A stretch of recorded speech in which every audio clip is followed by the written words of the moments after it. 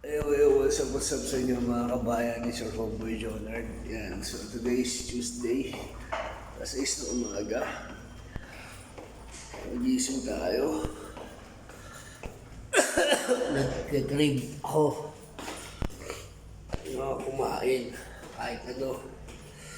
Kaya naisipan ko pumunta dyan sa Starbowl dyan sa baba, yung restaurant.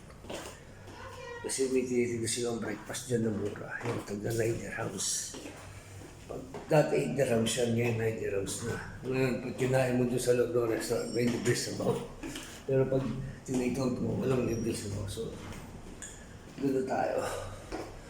First time ko lang ginawa ito, pag umaga. Yan, kakain.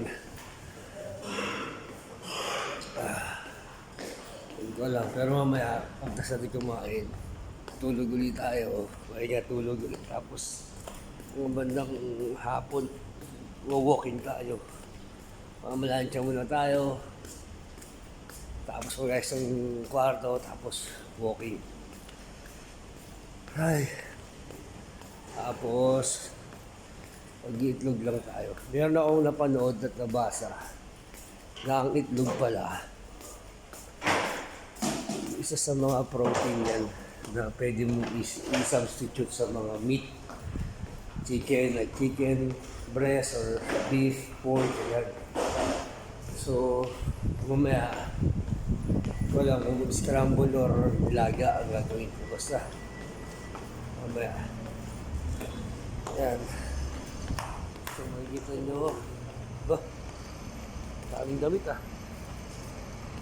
So, makikita nyo maaga pa lang. Siguro alas 6 pa lang na umaga rito. Ganitong oras, nandun na ako sa store. Nagpang-umaga ako. Ayan. So, pasok lang tayo sa loob. Bago nagkakain, okay? Bago. So, ayan yung 9 dirhams. May libre sabaw. Good dyan, good. Ayan, so dito ako sa Starbowl dyan.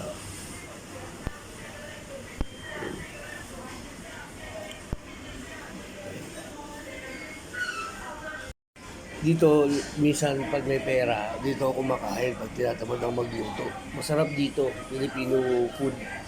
May mga Indian food din. So karamihan na kumakain ko Pilipino. Sa social nila ito Pilipino, kaya yun. Sulit dito, yan dito sa Starbowl. So sa mga kabats ko dyan, tawag dun, stay healthy tayo, be safe, always God first, okay? Hindi tayo bumabata sa do exercise daily, okay? Sana huwag kayong magkalimot mag-like, share, comment, subscribe sa aking YouTube channel, saka sa IG ko, sa Reels ko, okay?